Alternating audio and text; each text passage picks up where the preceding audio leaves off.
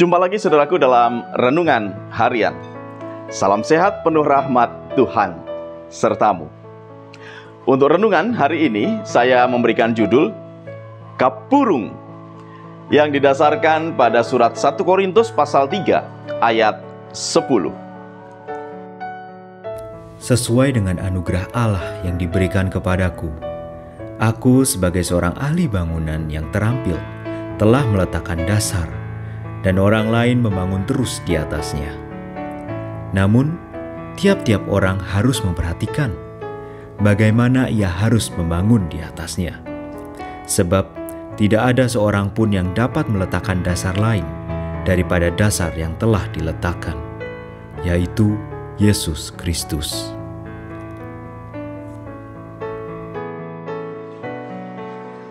Saudaraku, satu lagi makanan khas dari Toraja yang bisa menjadi sumber inspirasi, yaitu kapurung. Sepintas kapurung hampir serupa dengan papeda, makanan khas Papua. Walau sama-sama menggunakan bahan dasar sagu, keduanya memiliki perbedaan dalam tampilan dan penyajian. Pada kapurung, sagu dibuat membentuk bulat kecil seperti bakso. Sedangkan pada papeda, sagu disajikan di mangkuk mirip dengan bubur yang kental. Selain itu, kapurung menyatukan semua bahan makanan yang ada. Sedangkan papeda memisahkan antara sagu dan ikan di dalam wadah yang berbeda. Kapurung disajikan dengan potongan daging ayam atau udang, jantung pisang, dan kacang-kacangan.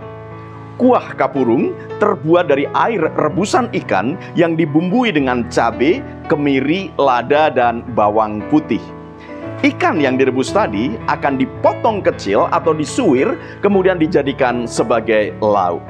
Dengan memperhatikan bahan-bahan yang digunakan, maka makanan tradisional ini tentunya memiliki nutrisi dan gizi yang baik. Selain rasanya yang sedap, kapurung sering dijadikan simbol kekompakan dan menyambung tali kasih saat berkumpul dengan sanak saudara maupun tetangga yang berkunjung. Saudaraku, kapurung mengingatkan tentang hakikat gereja sebagai persekutuan orang-orang percaya. Seperti halnya kapurung yang terdiri dari olahan berbagai macam bahan makanan, demikian juga jemaat terdiri dari berbagai macam manusia.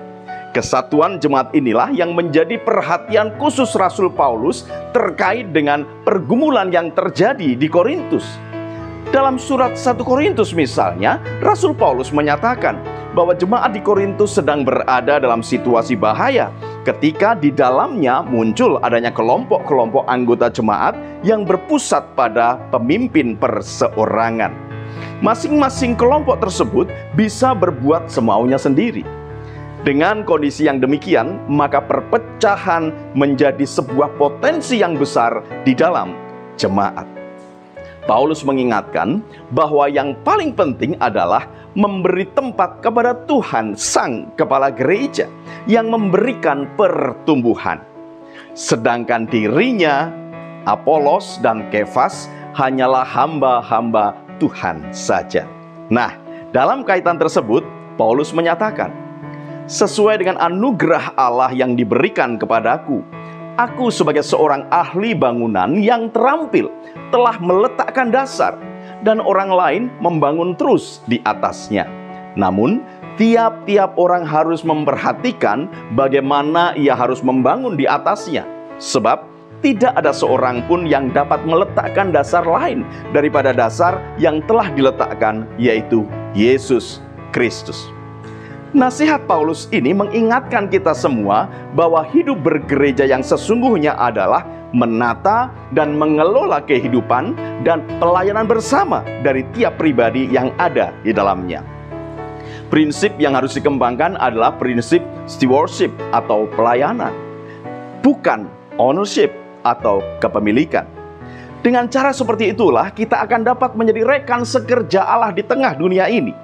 Dan bila prinsip stewardship ini benar-benar diwujudkan, maka niscaya akan dicapai kehidupan bersama sebagai persekutuan di mana iman ditumbuhkan, pengharapan dihidupi, dan kasih diperlakukan. Saudaraku, seperti kapurung yang terdiri dari berbagai macam bahan makanan dan ketika diolah menjadi makanan yang lezat dan bergizi tinggi. Demikian jugalah persekutuan jemaat Tuhan. Setiap anggota jemaat memiliki talentanya masing-masing untuk membangun tubuh Kristus. Oleh karena itu, mari kembangkan prinsip stewardship dengan kerendahan hati. Tidak perlu pakai iri hati, apalagi dengki. Selamat berjuang, Tuhan Yesus memberkati. Salam guru dan keluarga.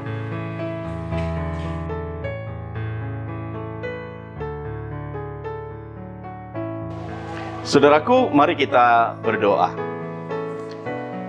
Ya Tuhan, kami adalah bagian dari tubuh-Mu. Pakailah setiap kami dengan talenta yang ada pada kami untuk membangun jemaat-Mu. Kiranya Roh Kudus menolong kami untuk dapat mewujudkannya. Terima kasih Tuhan Yesus. Amin.